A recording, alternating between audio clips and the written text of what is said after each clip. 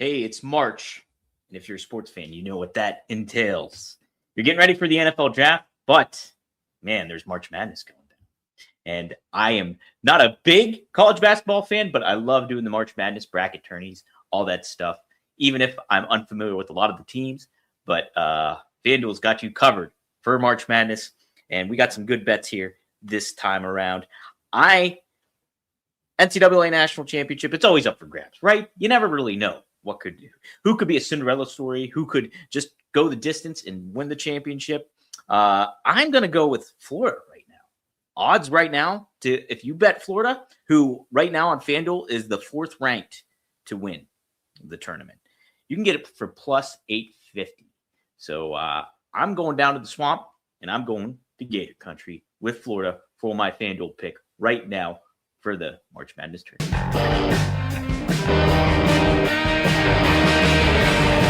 Rob Van Dam! Rob Van Dam! Rob Van Dam!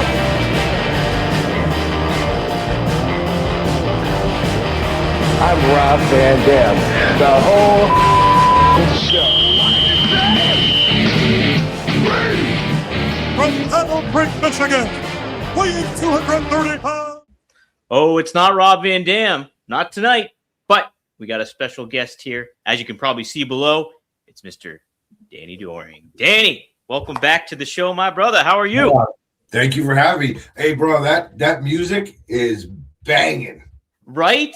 Dude, so RVD, you might know RVD does not like music, but he likes that song. That's one thing when he does like. That's got to be played at the Crowbar party scene this week. Yes. Under the plastic palm trees down in right at the cabana, the Crowbar cabana going down. Crowbar cabana, yes. The cabana. I like it, the cabana, yes. Absolutely, yes. Shout out to Crowbar. Shout out to Crowbar. Well, good to have you back on the show, man. It's always man. Excited to be here. It's fun. Yeah. We are live, by the way. We're live on rvdtv.com, live on RVD's YouTube channel. So if you're tuning into one of those, be sure to like and subscribe to that channel, whatever you're on, and help support the show. Say hi to some folks live in the chat here. We got Michael Fry in the house, Maddie Marijuana, who's an original. We got Triple E going down. We got who else we got in here? We got some good people in here. Candace Coleman chatting in here too, Wavy Wild. So shout out to everybody. Feel free to ask Danny a question. We're open and ready for business here. Danny, I texted you earlier today, and I mentioned, hey, I watched the Raven documentary, and I know you haven't caught it yet, but I figure we will talk about Raven here tonight in a lot of ways. I just interviewed him, and man, but the documentary itself was really, really good. Like it was 2 hours and covered a lot of great ground on him and about who he was as a person. He's super open about everything. So yeah, what was your first memory of meeting Raven? Oh, well, my first time I actually met him was the ECW did the invasion for Raw before Barely Legal. Mm-hmm. And you got to remember, this is kayfabe is, I don't even know what the word kayfabe means. And I'm on Team Taz. I have no idea what the insider terms mean. We are in school. We are basically taught like it's a shoot until it's a work. Like I don't know anything. Yeah. So my first meeting of Raven is we are near the elevators in Manhattan Center, and he reaches over, grabs Tommy Dreamer's eating out of like a dish. And he just takes his food out of him. And I was like stunned. Like this is, and I'm on Team Taz. I'm stunned that they're actually not mortal enemies. I could not believe, I was just staring at them in absolute awe. But yeah, no, I didn't see the documentary yet either, but don't worry, Scotty, you're going to get my money. Yeah, but I lived it. I was on the road room for about a solid year and a half when he returned to ECW from his WCW stint. The WCW run and stuff like that. And yeah, so somehow we went from not knowing him at all to being in the car with him every weekend. So I got to knowing him, not knowing him at all, to being like, Jesus, I got to get away from this guy. He self admits that too. He's like, people like, I can drive people nuts. And Well, don't get me wrong. The amount of knowledge I had, we had a pretty crazy car at that point. Like I was saying, it was Chris Chetty, it was me, it was Spike Dudley, it was Sandman, it was Raven, it was Mikey, and Jeff Jones from time to time. And then once in a while, Joel would hop in with us too. oh, So okay. yeah, that was. But again, after the shows, it was usually just me, Chris Chetty, Sandman, and Raven were the last four standing, usually going from whatever bar to club to after hours to wherever we wound up. But being around him, learning the ins and outs of the business, it was priceless what he taught us. But we were on Raven time all the time. So that got, after a few months, it's like, you're kind of like, dude, come on, man. But like, we're open match guys. This dude's having to show up to the building an hour late. You know what I mean? So, it was, but like I said, like he was always really good to us. But it was always amazing. But like I said, Scotty, you're gonna get my money. Don't worry. I'm gonna see the documentary. I just haven't gotten to it yet because I lived through most of it. That's right. You're already experienced it. And yeah, to everybody out there, it's really worth a watch for sure. You can rent it for $4.99 on Amazon Prime, or you can buy it outright on there for like $14.99. And I think it's even worth a buy. So if you want to do that as well. But highly recommend it for sure. When you would be on Raven's time, did you guys get a lot of heat from that, or were you just just on pins and needles about it all? No. We got heat. No. All the time. All the time.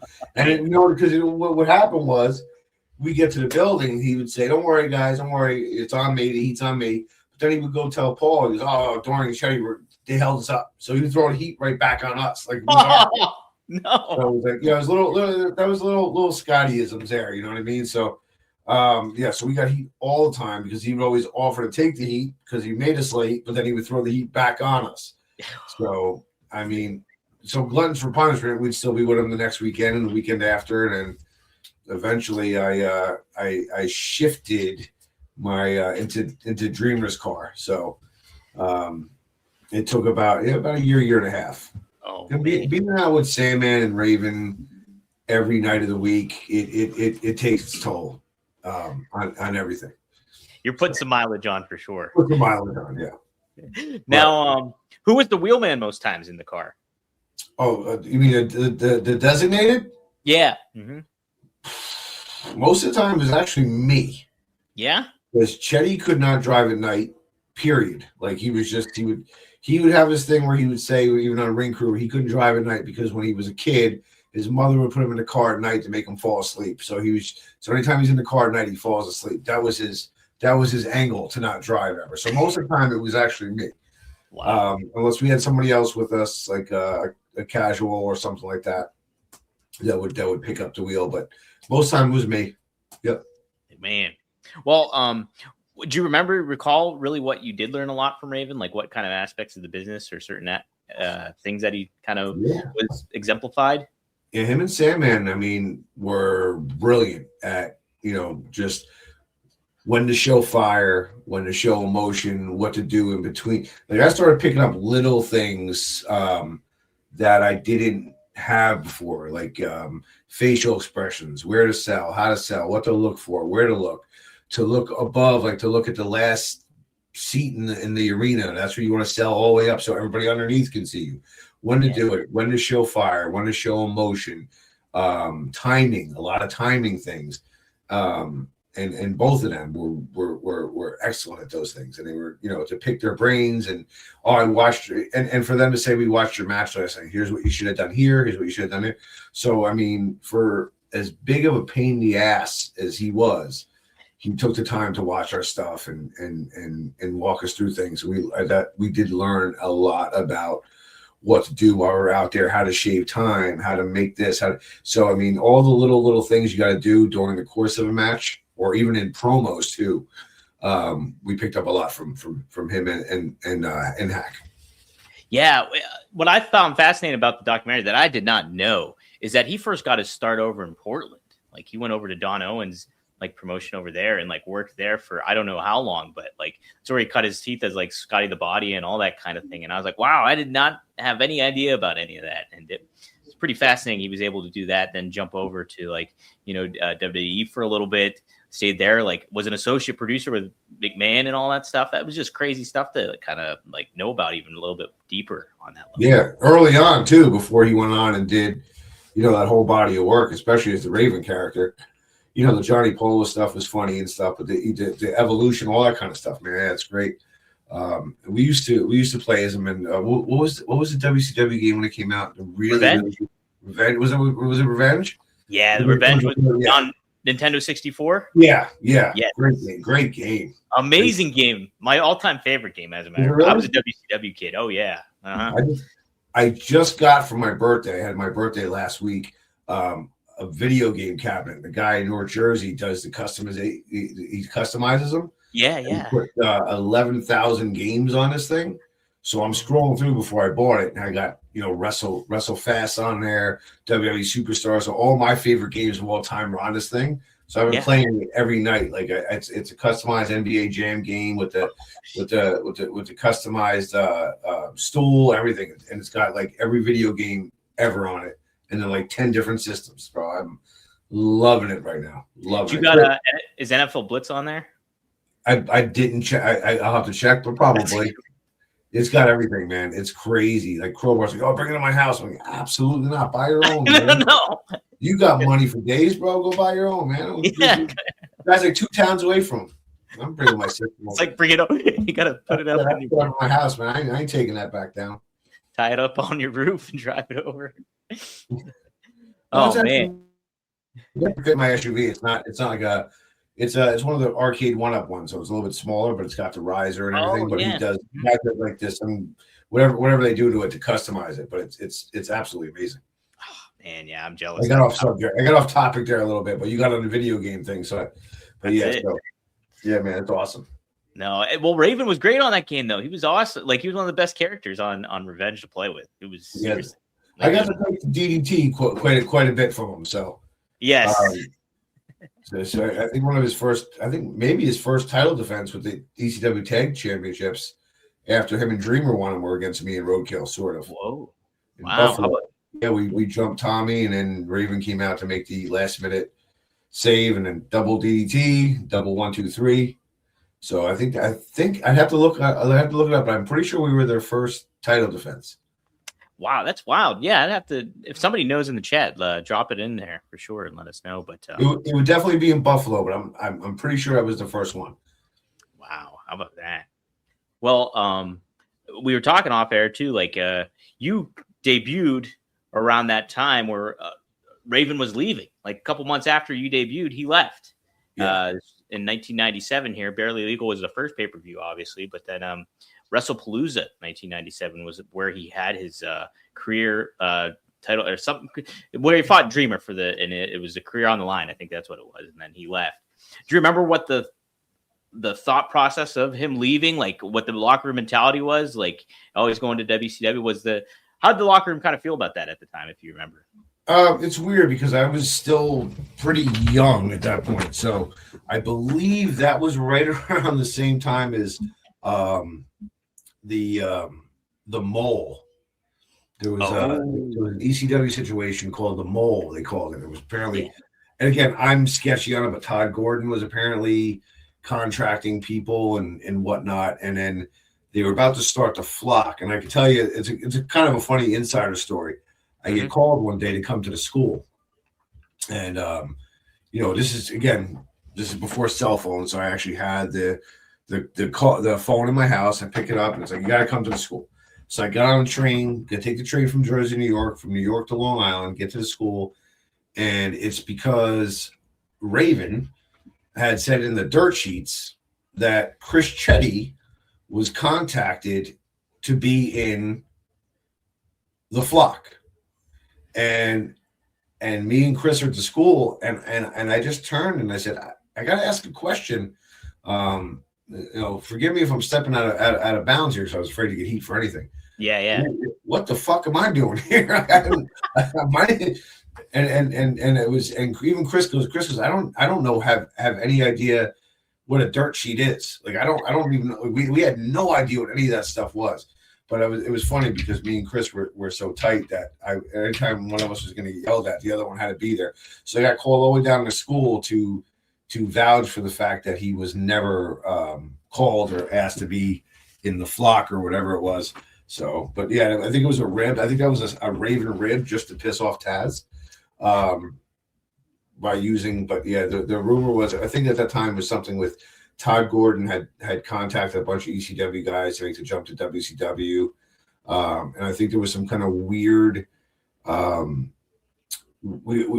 with some weird heat there, I guess. I don't really know, but I know that being part of the school, we were given that next man up mentality where we had to be ready just to, the next guy's up, keep filling in, because as these guys leave, you move up the ladder kind of thing. But it was a very awkward time because of the whole mole situation, or I think that's what it was called. Todd Gordon was apparently a mole. I'd have to look at. Yeah, I've seen about it in interviews and stuff, but again, I was literally green as your Jets hat. So I had I knew nothing about backstage politics. I knew nothing about, like I said, I didn't know what the word kayfabe was until I was like 2 years in. I didn't know half the terms that everybody knows today as wrestling insiders. Nothing. I knew how to set up a ring. But like, all that stuff with him leaving, it was kind of, it's kind of white noise, but like, again, it was one of those things. Okay, he left. And the whole flock thing, and it's time for us. And we were on the road like 5-6 days a week at the time, so it just kind of, we didn't even know. Honestly, I didn't really didn't know he was coming back when he came back either. When he came back to help Dreamer win, he kept that such a good secret and hiding it. So when he came in, that pop of Queens, I remember was absolutely incredible. But they remember what was going on back then when he was leaving WrestlePalooza. Like I said, I think his contract was up. He was leaving, and I don't really remember much about anything particular. Sipping my coffee, just like Walter Sobchak and Big Lebowski. Sipping my coffee, but not any kind of coffee. Mud water. And let me tell you, mud water gives you all the stuff that you need in a daily dose of coffee that you don't typically get from your cup of coffee. Sure, you get flavor and everything like that, but you get flavor and a little bit more when it comes to mud water. Right here, I got mud water mushroom coffee. And let me tell you, I tried it for the very first time right here, right now, and I love it.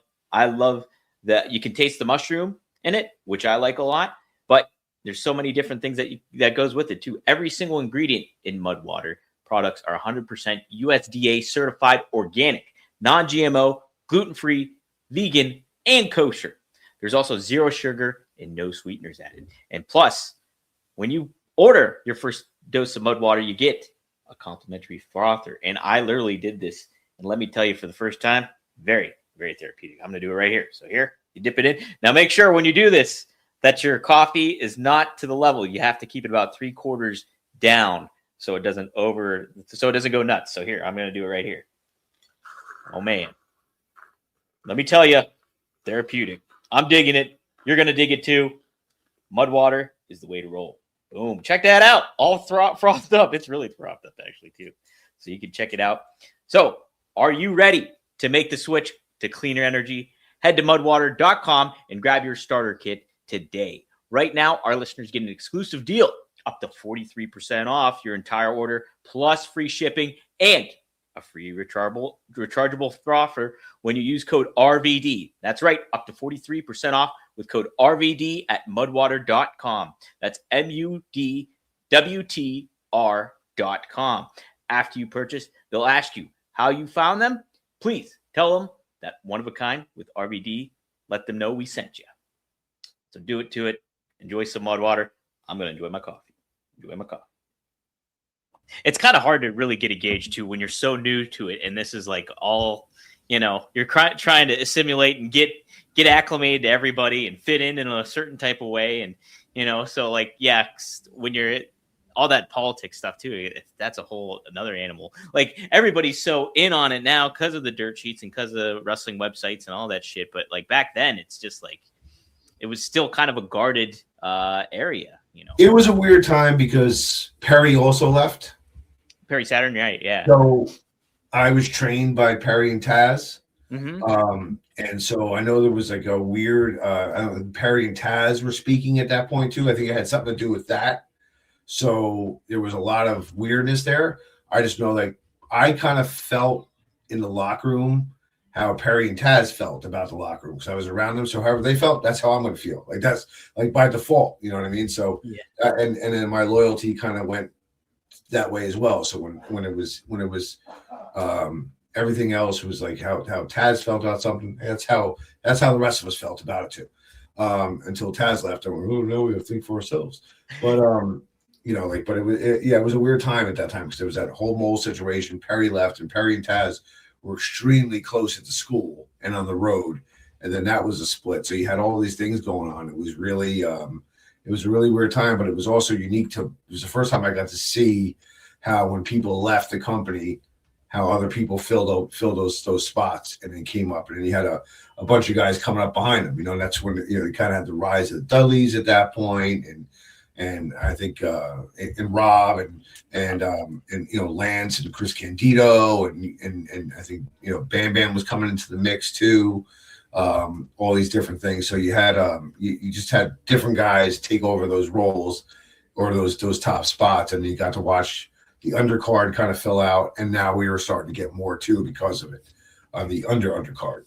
So I was only wrestling at that point, you know, on every other show. I was on every show. We Roadkill, Chetty, even Spike a little to a degree. We weren't on every show yet. We were just getting in where we could fit in. So it was fun to watch the natural progression of how you can move up the ladder. So anytime anybody was leaving, we kind of got excited. Like, oh, now we can step it up, you know. Now we're going to get from instead of 5 minutes, now we're going to get 8 minutes, from 8 minutes to 12 minutes, and so on and so forth. How you always hear about like how there was like that almost like a team like ECW, like you know this is for everybody kind of thing. But at the same time too, how competitive was it back there, like between you guys? Yeah, man, it was definitely competitive because you had. You know, we were fighting for anything. I know we were getting if we finally got a dark match, it was huge, and we were gonna fill that 8 minutes with every spot that ever existed. Like we were giving you, so like when people like get mad at high spotty guys, I get it. I also know I've learned how to slow down, but then at that time when you're young and you're not getting a lot of time, you have to show. So yeah, I mean it was definitely competitive, and we were very very. Excited to show that we belong and we could fit in any spot we got, any dark match or anything, any ounce of TV time. We were gonna go balls to the wall. So we were, you know, it was very and everything, everybody else too. But yeah, it was like a team, but at that same time, it was like a fraternity. At the same time, I remember even when we were at when we did that WWE invasion at Manhattan Center, people like, "What, you guys all wear ECW jackets? You guys all wear shirts? Like you guys are like a team, like."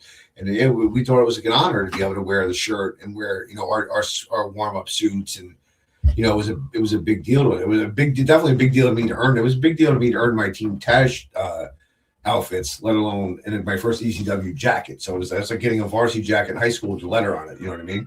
So yeah, it was definitely that kind of mentality for sure. How are you feeling too? I mean, like being under Taz, and this was obviously at the rise of Taz too. Like he won the championship at this time, around this point in time, and like just kind of him getting into that forefront and being that like almost like the name star in a lot of ways for ECW at that time. How was that kind of experiencing that? Did you guys like really foresee that for him too, and like his capability as a top draw for ECW? Yeah, I mean, when we got to the school, we saw him as a top guy. You know what I mean? So it just, you know, natural progression, like to watch him go from the TV title up to the world title. That was, you know, that was almost like commonplace for us. We just, that's how we looked at him the whole time. But we got to see a lot of the other things that went along with ECW, like being in school, like Bubba was there and Bubba's promoting towns. Taz is designing shirts. We have a stock of like posters underneath the ring at the school that would have to get sent out. We were doing ring. We were going to do wash canvases, buy canvases. We got to go pick up the hole for Living Dangerously at Asbury Park when Taz and Bam Bam went through it. Me and Kenny were the guinea pigs to go through it. We did it at the studio where they picked up the hole. And then so we got to see all the inner workings of what people like Dreamer and Devon, and because Devon and Dreamer and Guido were at the studio, and they would send out tapes and shirts and stuff, and then everybody on the East Coast had a job to do to make the company run. So it was just in addition to all the things that Taz was doing as a top guy and running the school, he was also doing, I think, a majority of the t-shirt designs, if not all of them. Yeah. What who was in charge? Was this Paul that was in charge of like having that kind of structure, like who's in charge of this, who's in charge of that, or was somebody else's mind come in and organize and situate all that for people? No, I guess it went from Paul down, and he kind of shuffled all the responsibilities, especially to the East Coast guys. Guys in New York and in New Jersey, being close to everybody over there, because I think he lived closer to Dreamer and Guido and Devon. I think they lived in like I don't want to say upstate New York, but there's the tip of New Jersey into like where it's considered upstate New York, and then Long Island is eastern. So they lived about an hour or two away from each other, but everybody kind of lived in the same vicinities, which was easier to run everything. The school was in Long Island. I think the studio was in New York, near just north of New Jersey. Yeah. Okay. Wow. That's who took over too when the school when Perry left. Taz still trained, or was there another person that kind of tagged in for Perry after he left?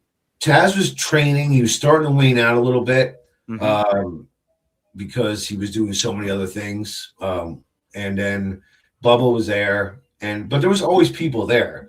I mean, so like there was Dreamer was always stopping in, Devon was stopping in, Guido was stopping in. Spike basically lived right around there at that time, so he was there every day. And then, like I said, we were already working at that point, and then the students at that time were still trickling out. So I think it was like so Taz would run a class, and then Bubba I think would run a class, or he would help run a class. Mikey was there, so Mikey was running a class. And then the only guy left after that was sticking around was Tom Marquez, the prodigy. He's the only one that actually got on the road full time. And then the school just kind of suffered a little slow death. But we were still working out there on our off days. We were going up there and working out with whoever was left, whatever students were trying to come up and everything. But there was by that point, by the time Taz left, it was basically a done deal. It was wow. So would you think that was in a way detrimental to the company, or was it a good sign considering that you could get, like, it was a growing promotion, so you could get different types of talent in from outside, what like kind of like the school ending? Was that a bad thing in certain ways for the company? I don't think so. No. Only 4 of us made it out. So I mean, I don't think, I don't know how much of a return on, investment. Yeah, that they got. I mean, well, they got a lot of students. Don't get me wrong. These people are dropping. I've seen at least 1,000 over my year and a half there, and people are dropping like fly. Classes like 20, 30 kids sometimes. Next week there's like 15. The week after that there's 11. The week after that there's 3. You know what I mean? It just kept going. But I mean, as far as people who actually went on to work for the company, only 4 of us. Wow, that was it, huh? Yeah. Wow, I don't know how Tom Marquez made it, man. I tell you, his first day was a doozy. Yeah. He shot on Taz the first day. No shit. Holy shit. Taz suplexed him through the drywall. And I wish I was making this comic booky or making it up, but it's an actual true story. There was an amateur mat on the ground, and Tom went flying through the drywall. Me and Chris Perry got to patch it up. Yeah. And I was like, oh, that guy's done. But he came back. When he shot on him, was he just like dumb to it, like, or was he like, I want to prove my medal kind of thing? He taunted him. He goes, Taz, what are you doing? Because Taz is just trying to show him a lockup. Yeah. On an amateur mat on the ground at the school, and he goes, and he tried to shoot the double leg on him, and he goes, well, what are you doing? And he goes, I thought you were a big shooter. I thought you want to, shoot around a little bit. And I was like, oh, the rest of it was like, oh, here it comes. And he goes, oh, you should go for it again. He went for it, and he kind of hooked him in this gut wrench kind of old DiBiase suplex thing, and right over the top and right through the wall he went. Holy shit. Oh, it was great. It was absolutely Man, what a business. What a business this is.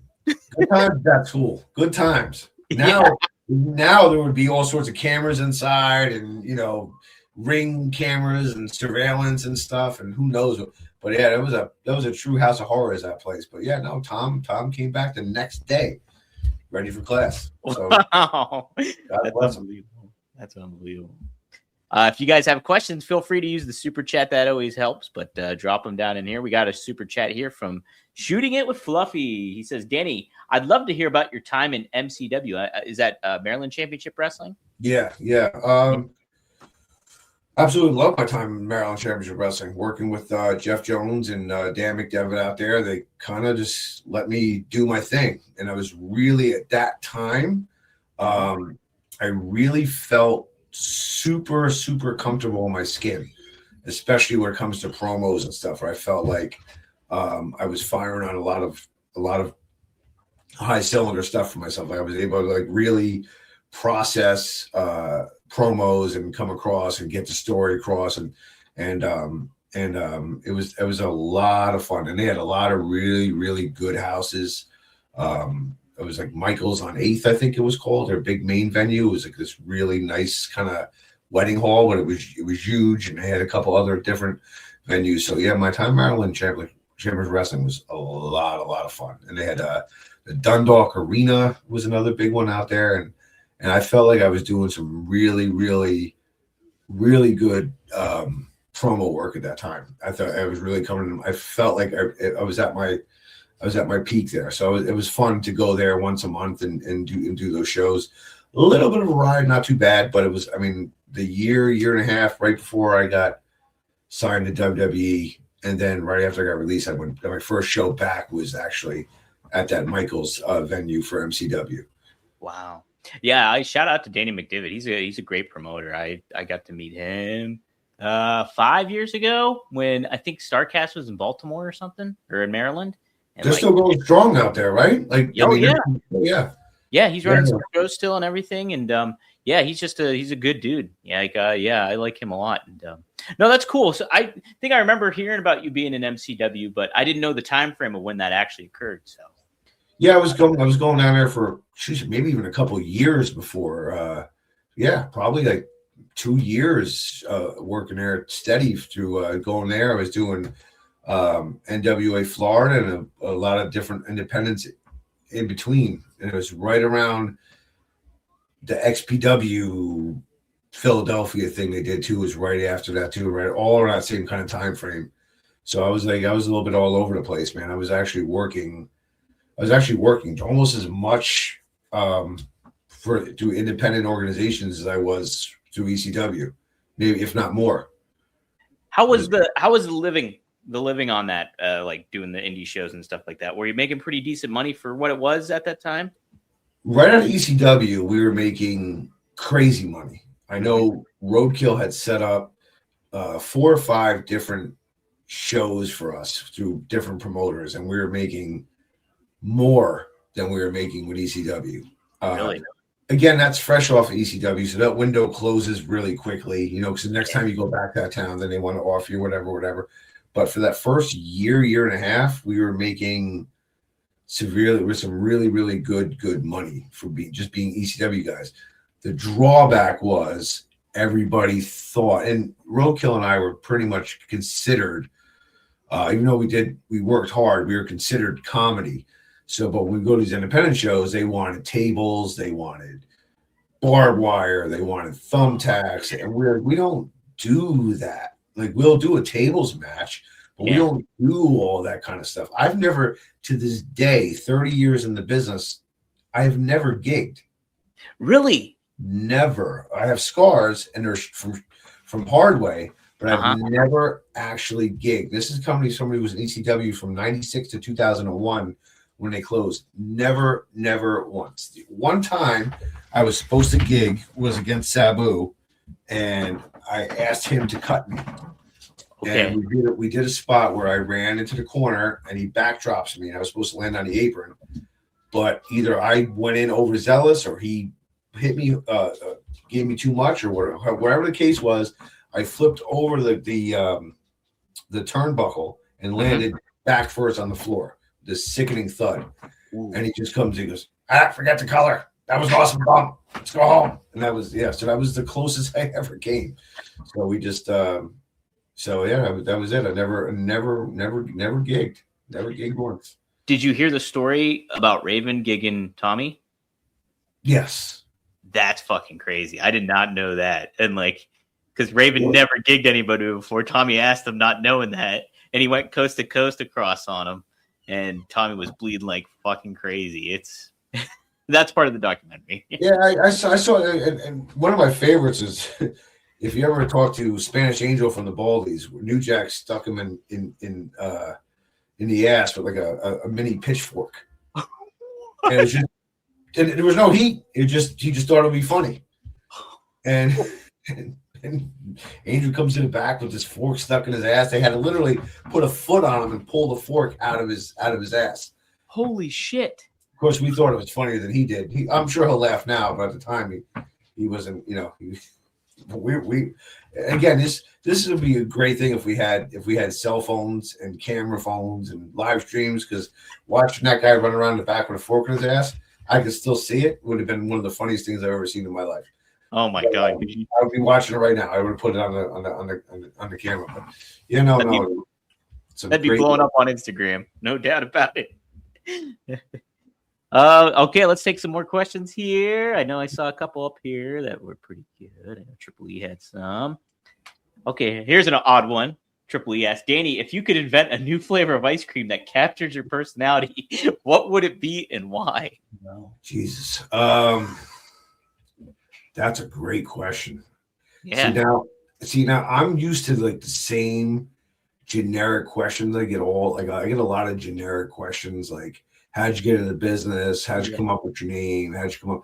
That right there is an amazing question. I'd have to name it after myself. I'd have to give it some kind of a sexual twist, obviously, because that's my gimmick, right? So I'd probably have to call it Conda Cream.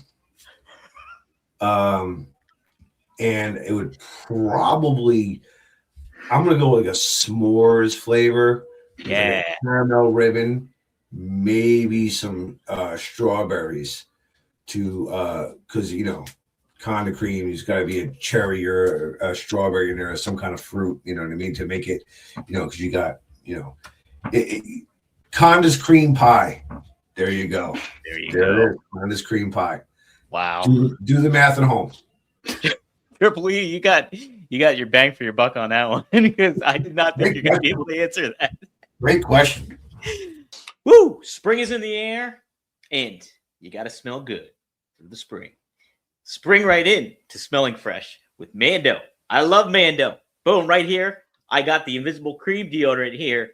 It's for your pits. It's for your packages. It's for your feet. And you can use this. But they got plenty of products that are great and amazing, including the deodorant spray, which I'm a huge, huge fan of. Big fan of the smell, too, of Mount Fuji is my number one. But Bourbon Leather's real good, and Pro Sport is awesome as well. And not only can you get the spray, you can get your traditional deodorant stick. You can get wipes, plenty of different cool stuff that Mando has to offer and get you ready. You clean your apartment, you got to clean yourself too. You got to make sure you smell like an adult, and Mando will help you do that. Some men mask their BO with scents. Mando Men gets the job done right. Don't mask it, Mando it. Available in retailers near you, or head to shopmando.com, because for a limited time, new customers get 20% off site-wide with our exclusive code. Use code RVD at shopmando.com for 20% off site-wide. shopmando.com. Please support our show and tell them that we sent you. Mando gets you covered with deodorant plus sweat control. Say goodbye to sweat stains and hello to long-lasting freshness. How about that? Nice one. He asked me this question. Dominic, how has podcasting with RVD changed your view on wrestling behind-the-scenes drama? To be honest, I think doing that, it's always interesting to learn, I think, all this behind-the-scenes stuff for sure. I don't get as surprised as I think I would sometimes anymore, I think. And I think it just kind of, you expect a lot of stuff to kind of from all the backstage drama. You just expect it to happen. And I think to a point too, and Danny, I'm sure you probably felt this way too. You kind of get sick of some of the BS politics that go on with it. Like, and especially in the territory or the areas you are, like from if you're whether based out of Pittsburgh or stuff, there's small time drama that goes in between. It's like, this is so effing stupid. It's like, you're not even on WWE, you're not even on a mainstream promotion. Why do you care this much about certain aspects of things? So that's kind of what made me feel. Danny, how's that been for you dealing with the politics, even on the smaller, like indie level, so to speak? First of all, I'm tired of politics, period. I'm tired of going on my social media and everybody's a politician. Everybody knows how the country should work. I'm tired of high school politics with sports. I'm tired of youth politics with sports. I'm tired of wrestling. I'm tired of politics across the freaking board. The crap I gotta deal with. But on the independent scene now, it's funny to me because I'm not, I go to an independent show and I see politicking, and I basically at this point I make a joke, I laugh at it, I make fun of boo-boo faces to the face. I got it because I don't care. Like, they're fun. Like, it's funny to me. It's funny to watch. You can see it. You can see when the most important person in the room walks in. You can see who follows them to smooch your ass. And I make fun of it. Like, I'm out loud because at this point I'm entertaining myself. I'm getting paid to entertain people out there, but in the back now I'm entertaining myself at this stage because it's funny to me to kind of make make fun of some of it because it's still bad. It's just different for me because I just don't care. Like, you're paying me. Like, you want me to lose? Fine. Like, do you want me to lose in 5 minutes or 10 minutes? Oh, you want me to win? Shit. I wasn't prepared for that. But yeah, no, like, it's across the board. I think a lot of times people kind of, and I get it, you got to fight for certain things or whatever, but I think people have kind of lost sight that we're playing characters and we're putting on a show. Mm-hmm. And when you get old, like me, or you get, when you evolve from having basic knowledge to wisdom, it's not if you win or lose, it's how do you make them remember you? Can you do something in that moment where you're out there to make them only remember you? Because if you can do that, then you can keep yourself over and keep yourself getting booked, whether you win or lose. There's ways to keep yourself strong and memorable in the fans' eyes without having to win or lose. At the end of the day, thousands of people do moonsaults, thousands of people do 450s, thousands of people. There are more well-versed and amazing athletes in the sport than ever before in the history of the sport. But what sets you apart? What makes you different? What makes them remember you? What makes them want to hate you? What makes them want to cheer you? You got to find that intangible. And a lot of people just don't care. They just want to get their shit in. Yeah. Mm-hmm. It's a tunnel vision kind of stuff. I think, Danny, too, something that's interesting, and I want to get your thoughts on this. I see, like, so many wrestlers today are just all about pro wrestling. They grew up pro wrestling fans. They did, they played the video games. They did all that stuff. I find so many times if a wrestler that was an athlete before played an organized sport in some form or fashion, they're more level-headed and understanding of the business than somebody that grew up a fan, because any little thing that happens with somebody that just simply grew up a fan and got into wrestling, it triggers them or upsets them, or they get so insecure about little tiny bullshit stuff. But I think if you were coached and you got tough love from a coach and you were in organized sports, that helps so much, like from a wrestling standpoint, just getting an understanding for the business and how to survive and be disciplined, I think. Yeah, I agree. I just think that's going by the wayside too. Tough love in sports. And I've seen it because I've coached. I've been coaching for the last decade. Yeah. So I've seen guys that, you have to be, it's a delicate thing. And I think a lot of kids are a little nurtured now growing up through this. I always try to be a little bit of both. I've kind of figured out a way to walk that fine line where I'm not as old school as coaching I got as a kid. Definitely not on the same level as the coaching I got in wrestling. By the way, big shout out. I love watching Perry stuff. I watch because I always watch Maven stuff. I watch Stevie stuff. Stevie's one of the best YouTubers out there as far as breaking things down. Great friend of mine. But I just started recently going down the Perry Saturn wormhole because he started doing some YouTube stuff. Oh yeah. And he'll get like mad in the middle of like talking in these shorts. And it's a Perry I remember from school. Really? Like just today I was watching one and he goes, I'm not the toughest motherfucker in the locker room, but I'm going to break it down how to kill you. And I'm going to break down how to counter what you're going to counter. And I was like, that's the guy that I had to get in a ring with every day. That's the guy that would literally clothesline me, knock me out after every class. So that's a lot of fun. And by the way, it's just good to see him back out in the wrestling world universe doing something too. So on a personal note, I'm really happy to see that because it was, they were very influential in anything that I've done. So, and I've always appreciated that tough love that I got from them. But yeah, like now I think it's just different. I think it's just a different animal. I think the way people are coached, people are trained. There's still some of it, you know what I mean? Mm-hmm. But I think there's just a lot of, it's a lot different now. And I think you got to kind of evolve. But I think at the same time, that still helps, that sports background, because you still get, some of it. It's it's one of those things. Sports, one of those things. You earn what you get. You have to, you could get people like we talked about politics. People could politic for a spot, or your parents could be on the board, or your parents could be donors, or your parents could be donate a lot of money to the school to make sure that your spot is secure. And I'm not saying that because I see it all the time, especially in my son's high school. But yeah. It's one of those things that happens, and it's one of those things, but you still have to show up and play. Right. If you can't play, it's going to be obvious to everybody else, especially when you got kids on the team that can. That's it. And no, that's a great point too. Like I was thinking too there. I mean, it is certainly a generational thing. There's Gen X, and I think I talked to Rob about this last episode. Is like Gen X has a more like concrete kind of mentality. Like they can take a little, they're a bit more Teflon, I think, the Gen X. And then if you go down a level to millennials, I'm a millennial.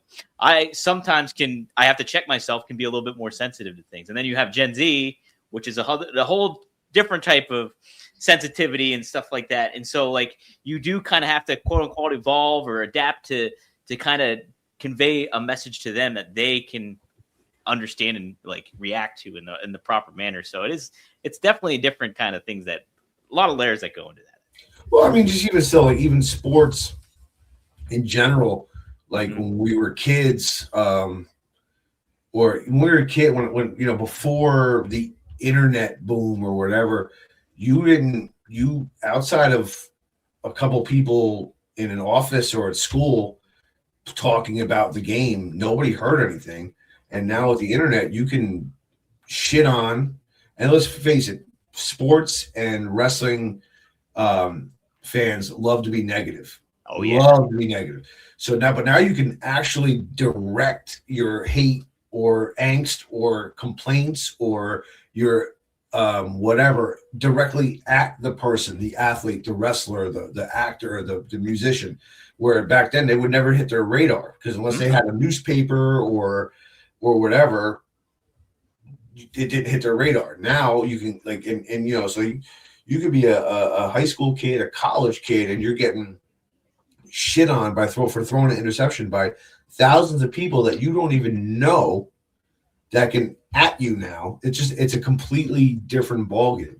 So that's where I kind of understand too, where you come up like where you have to. It's a different thing with the tough love, because you're getting a lot more criticism and a lot more eyes on you from everywhere. The internet has changed all of that. Live streaming, film, anything. Even when I was coaching, when I was in high school, we watched film at the field house on a brick wall on a literal film projector. Yeah. Now it's uploaded to your iPhone.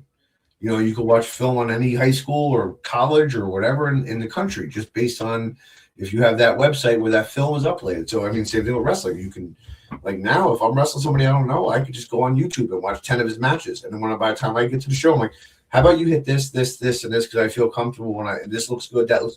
And it's amazing the more kind of research and how you can get you can get prepared for things now just from technology and how far we've come since shit when I started in '96. Yeah. All right. Like I said, the NFL draft's right around the bend too.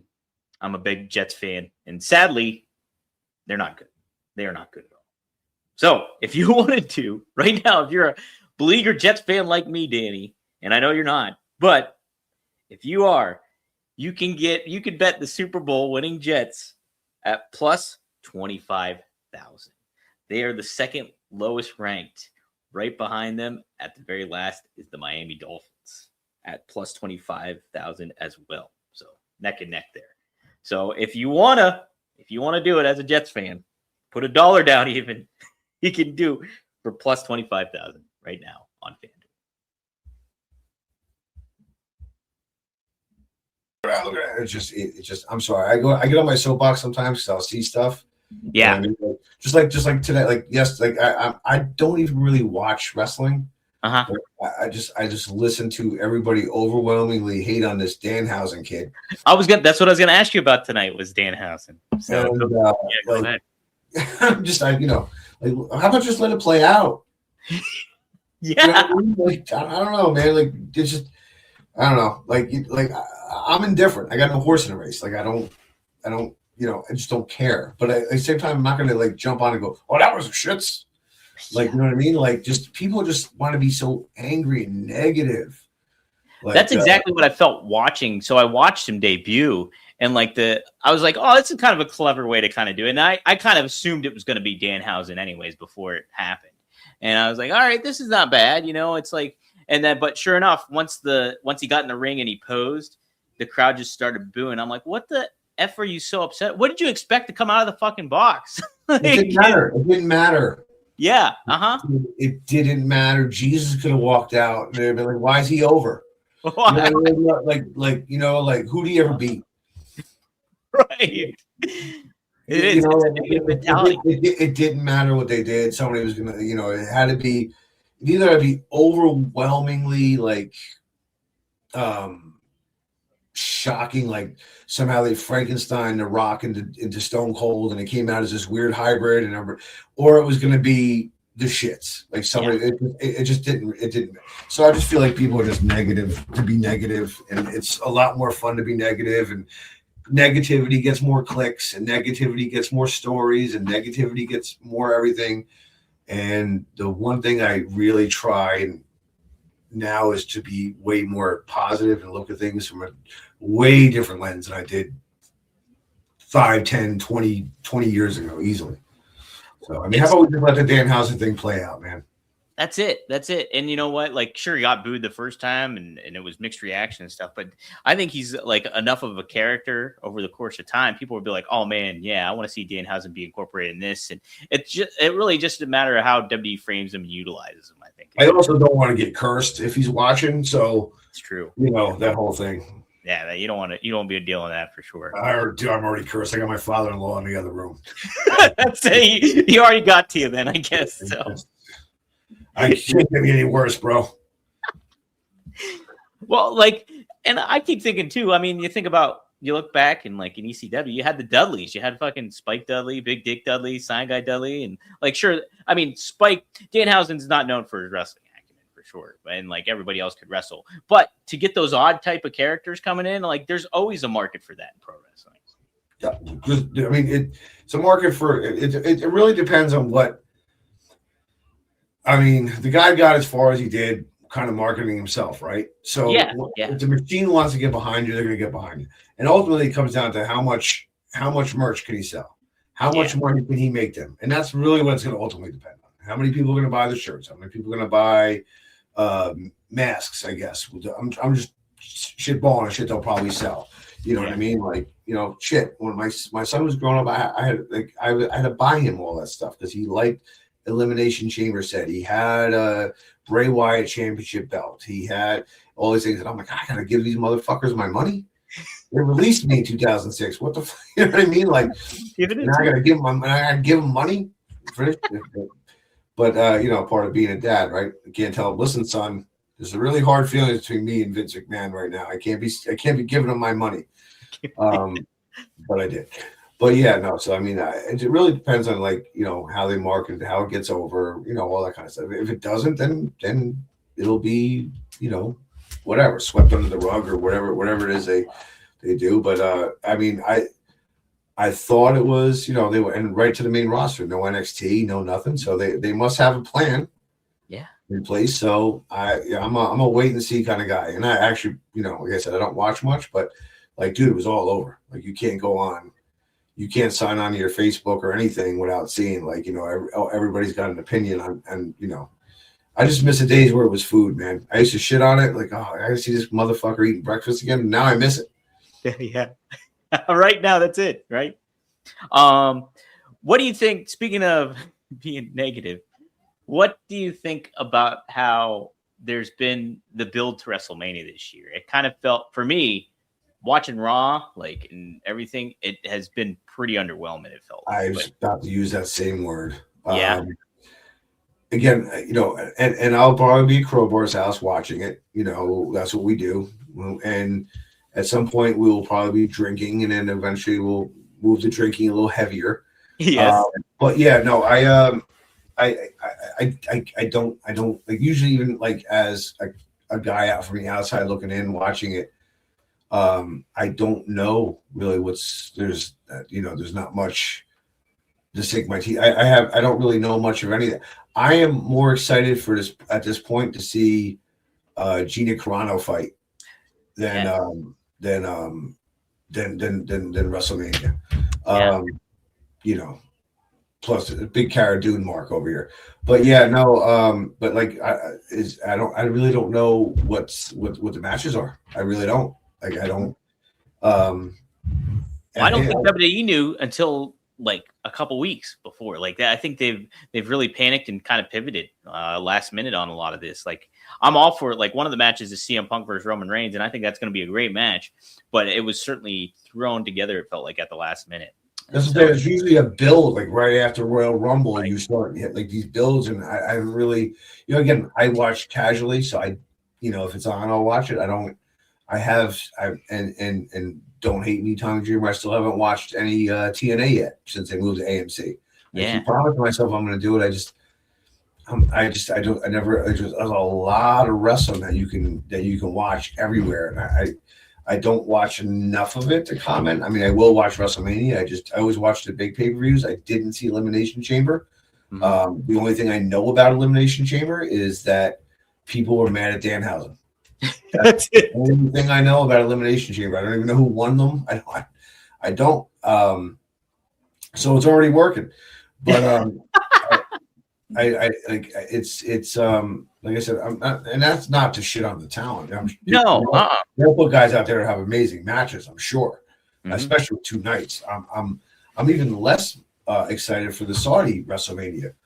Oh yeah, me too. Is that going to be on at like 1:00 in the afternoon? And like, how is that going to, I know we're a year away, but I'm, and I also listened to Busted Open enough to get kind of filled in on the blanks, and it looks like the ticket sales are still. I think people complaining. I know people complaining that they priced out the experience. Yeah, so taking your family out there and paying for all the different fan things is like a mortgage on a house or something. Like they priced it out, from what I understand. From what I heard, people complain is they priced it out for families. Yeah.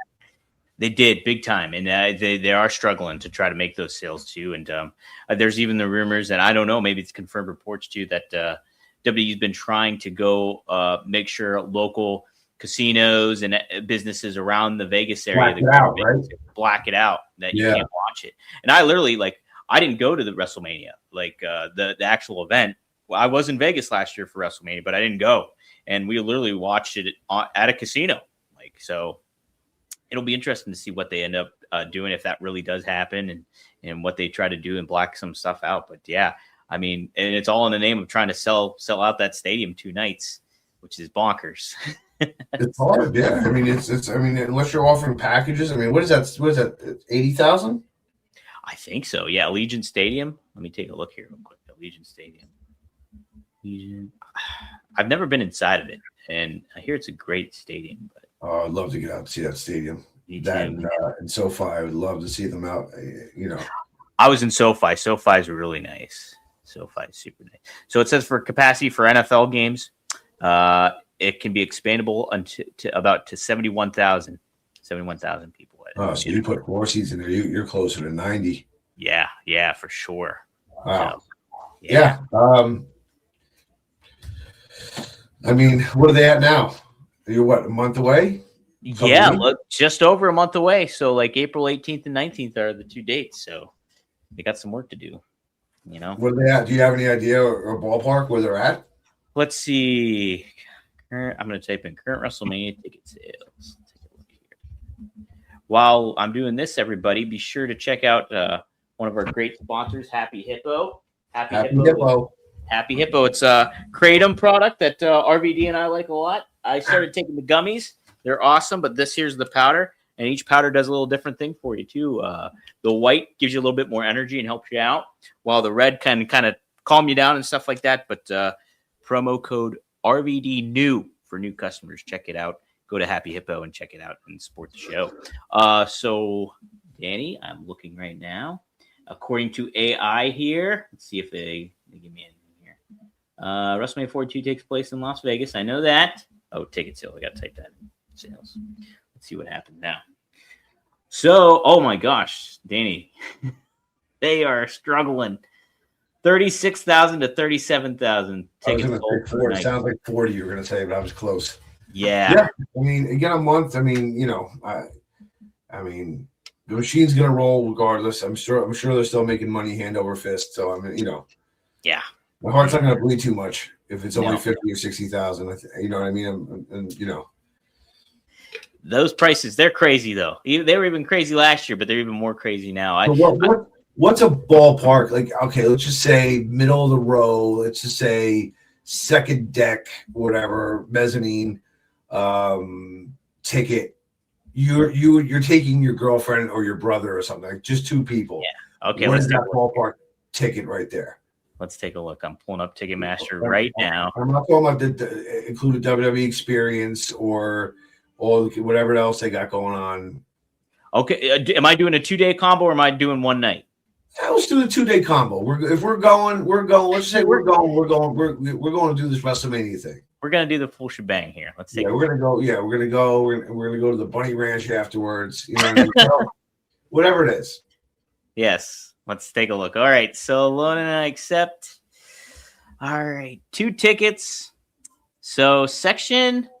All right. Is this each or is this so the lowest price right now is $392. So and that's Before section. fees. Yeah.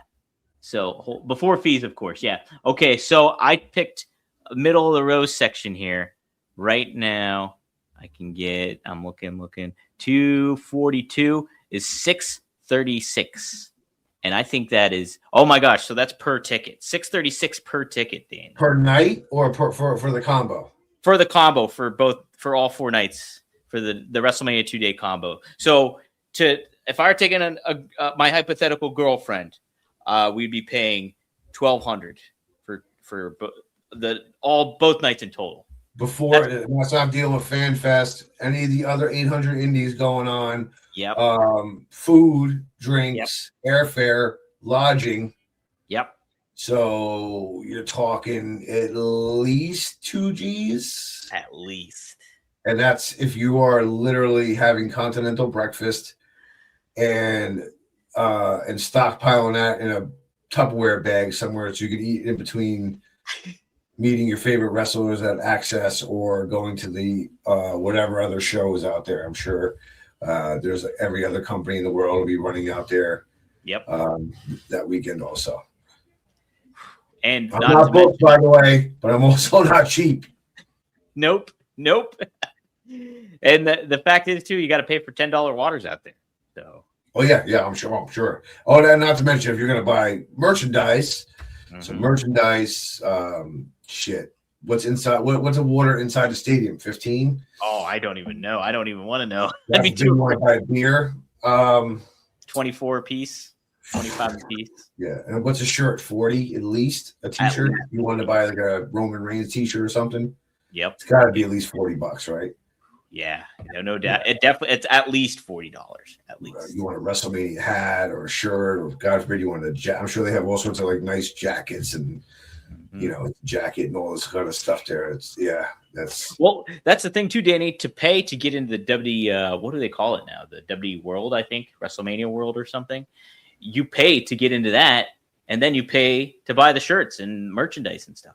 So, like, how about this though? So, like, this is how. So you pay to get in that, but you have to pay for all the individual experiences in it. So, if you wanted to take a picture with this entranceway, or that's complimentary, they do that. So, if you pay to get in, they usually have that set up. There's just a line that you can wait through. Okay. So, like, they had the ECW set up in Philly, which was awesome looking. You could just go and get your picture taken there. Fellas, you already know what time it is. It's time to level up, and Blue Chew just dropped something crazy. I'm talking next level, championship belt, gold-plated energy. One of a kind, if you will. Blue Chew Gold is the newest innovation from the #1 chewable ED brand. This ain't your grandpa's little blue pill. No. This is the 4-in-1 beast that's setting the gold standard for performance. We're talking 2 ingredients for blood flow to keep that rocket pumping, mixed with apomorphine and oxytocin to turn up the arousal and connection in your brain and body. Blue Chew Gold dissolves under your tongue and works just as little in 15 minutes. That means you can get it on quicker and stay in the game longer. Elevation without hesitation. This is peak passion and peak performance in a single tablet. And we at RVD got a special deal for our listeners. Get 10% off your first month of Blue Chew Gold with code RVD. That's promo code RVD. Visit BlueChew.com for more details and important safety information. And hey, we thank Blue Chew for sponsoring the podcast. Wow. Yeah. Yeah, no. That's what I was wondering. I don't know how much, like, once you get in, like, sometimes, once you get into you got to pay to get into something, but it's like, then you got to pay for X amount or this, that, the next thing, or you just meet and greet or whatever it is. So, yeah. Wow.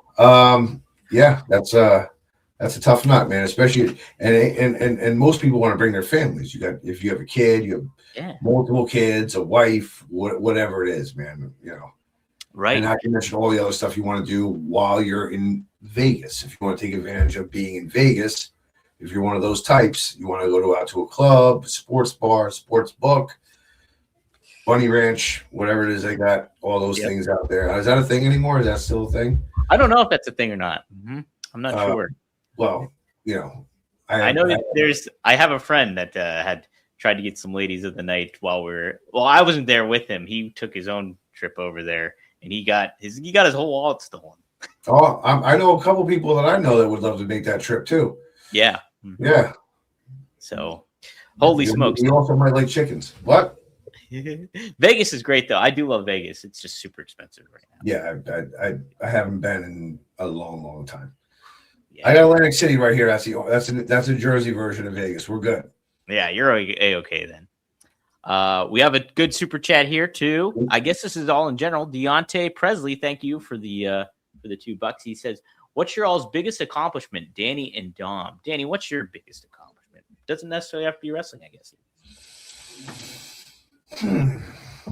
My favorite accomplishment is believe it or not, it's going to sound really corny and cheesy, is having a family. Hey. In the business, longevity. You know what I mean? Like longevity that I'm still doing it. I'm wrestling. As a matter of fact, not this weekend, the weekend after for ACW out in Poughkeepsie, New York. One of the best shows going. If you haven't, check it out. It's awesome championship wrestling. Check them out. They're absolutely amazing. And in Crowbar, I'll tell you something. It's like spoiling. It's like you don't want to go anywhere else after that. And just being able to do that after 30 years and still be able to do it and maintain my career in wrestling is probably my favorite accomplishment. And the fact that I made it in through this crazy world that we call wrestling without any major injuries, no addictions, and never gigged, and no gigging. Right. I'm pretty proud of all that. Yeah, those are great ones. That longevity, that's an awesome one actually, because I mean, like you think about, somebody be like, winning the championship, blah, blah, blah, or whatever, or my first big match on a pay-per-view or whatever. But no, that's I got milestone moments like that. Yeah, absolutely. I mean, that adrenaline rush is I've never felt anything like some of those moments, pay-per-views and first pay-per-view and winning championships in New York, which is right by your house, on pay-per-view. Madison Garden, like there's like a lot of things that give you those amazing senses of like heightened adrenaline rushes. But yeah, man, just maintaining. I never thought in 1996 at 2026 people would give a shit. But if I wanted to, my emails are always filled with DMs filled with booking opportunities. I just don't get to a lot of them because I can't physically. I'm 52, so I can't physically work 52 weeks a year, but I could if I wanted to, and that's thanks to ECW and being part of that revolution. But to this day, I could literally work every weekend in wrestling in one way, shape, or form if I wanted to, which is a pretty cool thing to be able to say. That's not me being arrogant. That's just literally true. I could literally wrestle every weekend. Probably not for a lot of money, but I could wrestle every weekend at this age, at this stage. Whether you want to be negative and call me a curtain jerker, a mid-carder, a jobber, jabroni, whatever, I can still work every weekend because of those three letters, and that's a pretty cool thing to say. And you talk about longevity too. The promotion that has longevity is ECW, like amongst the fans. Like, you'd always think of like anytime. I think that still resonates so much with people more than WCW does at this point in time. I think ECW has lasted a lot of the old major promotions and stuff like that. I think they're still kind of even in a way ranked up there with WWE in regards to notoriety and just popularity among fans. So it's true. I think it'll never die. Nope. Absolutely. As far as my biggest accomplishment from a professional standpoint, I guess getting I'm really proud of getting a podcast to do with Rob. I think it's been a great experience, and he didn't know who the hell I was when I reached out to him. Like, I interviewed him twice before that, but he still didn't know who I was, and I made a pitch to him, and we got it all started, and so it's been going on for almost 3 years coming up here. So I that's something I'm pretty darn proud of. I was in the Creed movie with Sylvester Stallone, so I got to interact with him. Whoa, what? Yeah. Which one? 1, 2, or 3? The first one, the first Creed movie. That's right. What? Where? So this was it took place in is it Westchester? Is that where they filmed it, or Chester, P? Right off outside of Philly, wherever that was. And they had it in a sound studio, and I lucked into it. Like, I initially was just going to be an extra, like just an extra in it and stuff like that. And then I thought it was going to be something else though. And they told me no. And then I was like, oh shit, I'm just going to be an extra. And so I stood around and I was like, I said a little prayer and whatever. And then sure enough, I heard the people talking. They're like, hey, we need a ringside photographer still. Did we find one? And I was like, hey, I'll be your ringside photographer. And the people were just like, yeah, whatever, nah. But then the costume guy came up to us and he was like, hey, I still looking for one? I was like, I'll be it. And he looked me up and down. He's like, you take that pin off, you can be my ringside photographer. And so they took me over there. I literally was at ringside for the main event of that scene, the main event scene in the final scene there. And I was literally 6 feet. I was near shoulder to shoulder with Stallone, and he was in our corner the whole time. And so he's interacting with people and stuff like that. And then he comes over to me and he's like, see this guy right here? This is the #1 fucking photographer right here. And then I was there 6 days, and you can see me. I'm a little blurry and stuff in the final scene of the Rocky of Creed. So check it out, everybody. That's awesome. No, I'd love to see that. Yeah.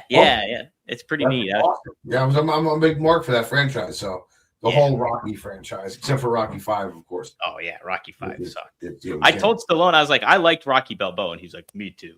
Rocky Balboa was awesome. Rocky 5 was an absolute. Me and Crowbar talk about this all the time. We want to do a show where we talk about why things were who are the real villains of movies, and what stuff like Rocky 5. Paulie had power of attorney. Fuck out of here. It never happened. Adrian gave Paulie a career fuck up, power of attorney. Come on, Get out of here. I can't fight for money in a sanctioned match with actual physicians there, but I'll fight on the local news for free in the street. Right. Terrible movie, but I love the franchise. Yeah. Also, you got the invite to the Crowbar Summerfest, which is not an easy invite to get. It's a very easy invite to lose. Ask Uncle Chuck. But you also got a room in the West Wing for 2 days. Were you there for Uncle Chuck?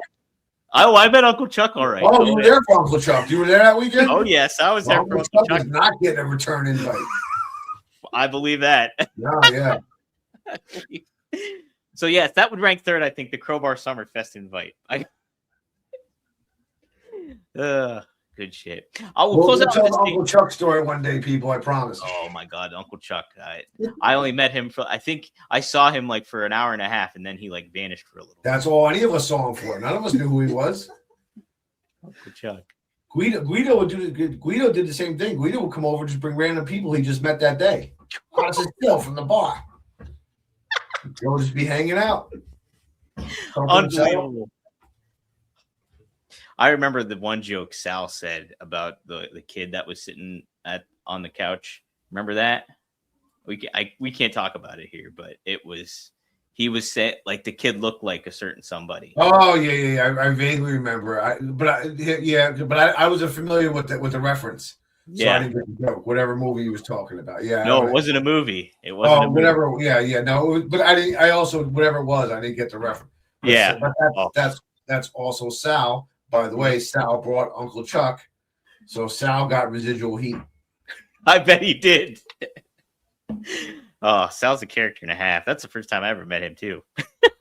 He's a person and a half. That's true, right? Danny, we'll close it out with this. What do you think about Demolition getting the Hall of Fame induction? Absolutely awesome. Yeah.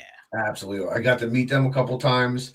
I actually got to interview them one time. I did Busted Open with Dave LaGreca at a convention. I was a big Demolition mark growing up. I always loved heels, so Demolition, Savage, DiBiase, some of my favorites. And let's be honest, there may not be outside of Jive Soul Bro a bigger banger in wrestling music than Demolition. Yeah, heck yeah. I mean, you put that on now with the windows open, shit's going down. Mm-hmm. If I drive to the gym with that, I'm putting weight up. It's Demolition. I say my after contrition before I hit them weights, man. Yeah. I say the after contrition for them weights. For those weights. That's it. Oh my God, I'm hardly sorry. Just saying. Yep. Really, I actually, I know it's a work and whatever. There's no physical Hall of Fame and all that kind of stuff. But I'm a little surprised that, when I kind of read it, I kind of read it like 7 times. And I almost had to fact check it. Even I was like, "Are you guys really not in?" That really, I couldn't. I almost didn't believe that out of all those teams and all those wrestlers, all that from that era of wrestling, that they were not in the WWE Hall of Fame. Well, you know why though? Because they sued WWE. Yeah, I did hear that. Yeah, they sued WWE years back, and so they were blacklisted. They would been taken out of everything, like all their old footage that they would put on television. They were like erased from history, so to speak, for a while. So, well, whatever, for whatever reason that it happened or got resolved or whatever. I'm glad that that those guys could get some Hall of Fame rings, because they were definitely a top tag team in my mind, and definitely in during that time. So yeah. I mean, all kudos and well deserved. Absolutely. Axe and Smash, baby. That's Crush get into. We were wondering that. I was on my other show earlier today, and we were unsure about Crush. I think Crush should get in with him. Why not? Right? And Fuji's already in, but then would he get in also again as like a 2-time? Because doesn't Triple H and all those guys get in once as themselves, and then another DX got in separately. So yeah. Wouldn't that be? There's a lot of different things that can happen here with this. Absolutely, right? You know what I mean? Like you got Axe, you got Smash, you got Crush. Yep. Did Crush ever defend one of the titles? And I have to look at that up. I would have to look that up too. I'm not sure. I don't. Yeah, that's the thing. I started in the new generation era of WWF when I became a fan. So I was like Razor Ramon and Bret Hart, and so it was like a little before my wrestling fandom. Yeah, that kind of led right into it. Yeah, so you got you get Legion of Doom kind of coming in right when the Crush thing was happening. Legion of Doom was like the top team. Yeah, and Money Inc. Money. DiBiase. Yep. Come on, I know my shit. And then the Razor Ramones and all those guys started. Shawn Michaels, all those guys started taking off. Then after a little bit, they had to hit the reset. Yeah. The model Rick Martel. Yep, the model Rick. Oh yes, absolutely. It's arrogance. Yep. It's fascinating too that he was the AWA champ, Rick Martel. Rick tells how. Yeah, I always tell people all the time, man. Watch Rick Martel in the Battle Royals, the Royal Rumbles when he was in them. Absolutely amazing. Absolutely amazing work. Absolutely amazing work. All they go to that. Yeah. I'm serious. You go back and watch any Royal Rumble with Rick Martel in it, and he was just like he wasn't just blending in. He was finding ways to stick out. Like I said earlier, like almost getting eliminated, but not getting eliminated. He was basically doing Kofi Kingston shit before Kofi Kingston was doing it. With the almost getting eliminated, but I mean, obviously not to that degree of, whatever, but like almost getting eliminated, but not like all separate. But every time you looked at the show, he was almost getting eliminated by somebody, so he stood out the whole time he was in the match. He found a way to stand out with 30 people in the ring. So go back if you have. I don't know where all that stuff lies now because there's no more network. You can't go on the cop anymore. But I think it's on Netflix. A lot of the stuff. Is it really the whole library? Not the whole library, but I think maybe the old pay-per-views. I think so. How about like the ECW stuff with like the New Jack dub? I don't think so. I don't think. Hold on, I have. Song grows on you, by the way, though. It's not Natural Born Killers, but it definitely grows on you. Some of them do. That the FBI one kind of. Oh, the FBI. I know FBI came out to several different themes. I remember they had the rap song. They had D. Martin. They came out to. I'm talking about the WWE overdubs. Oh, the overdubs. Okay. Yeah, like the New Jack one is like. It definitely grows on you. It does. Okay. I'm a fan of the New Jack song that never was used in ECW, written, produced, and performed by New Jack and Bootsy Collins of the Funkadelic G-Funk era, George Clinton era. Yeah. Parliament Funkadelic, Bootsy Collins, and New Jack did New Jack's entrance music. What? Look it up. It's an absolute banger. It's an absolute banger. Who'd you all come to see? New Jack across the motherfucking country. Just look it up, man. It exists. It's out there in the universe. How did they use it? Why did it never get used? Because I mean, people want to just like big balls and balls or I mean, at that point he was such a phenomenon that you couldn't. It'd be like taking Sandman and giving him changing it to like Brian Adams or something. Yeah, something like that. Yeah, you're not changing it. At that point you just couldn't. But it's a banger. Look it up. Okay. I'm definitely looking it up. Hell yeah. There's a video too. Huh? There's a video for it too. Okay. All right. Yeah, look up on YouTube. Yeah, it's a video. Just people with stuff and Bootsy Collins being Bootsy Collins. Yeah, all right. Man, there you go, people. I gave you guys a little gem tonight. There's some homework, everybody. So take that with you. And by the way, be sure to check out Danny too. Not this weekend, next weekend, right? Is your show? Yep. March the 14th in Poughkeepsie, New York. They will be. I think they are literally putting the show on. I think it's Triller TV. Awesome Championship Wrestling. It's a pretty amazing card. Killer Cross is on it. Santana from TNA. Nick Nemeth is on it. Jesus. I'm on it. There you go.